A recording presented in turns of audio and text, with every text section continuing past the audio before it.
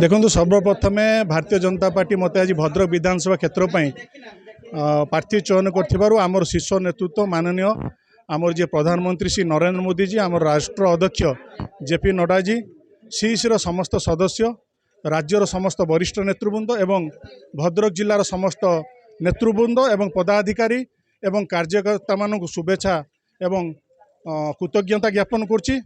कारण दल मो उपर जो आस्था प्रकट करी मते भद्रक विधानसभा प्रार्थी चयन कर मु दल निकट चिरऋणी एवं जो दल जो विश्वास भरसा रखी मोर संपूर्ण विश्वास भद्रक विधानसभा क्षेत्र में भारतीय जनता पार्टी की 2024 निर्वाचन में यशस्वी कराइबी एवं ये निर्वाचन भद्रकवासी लड़े मु लड़बी ना मु नामक मात्र प्रार्थी साधारण भद्रक जनता मनस्थ करिसेंती।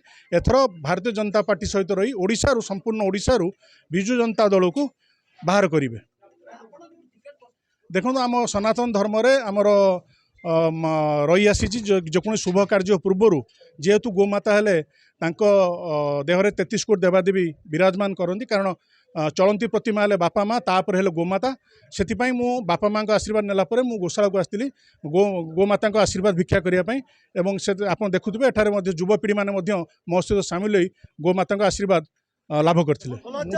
मुद्दा तो कहले मुद्दा सर नहीं मुद्दा अनेक अच्छी।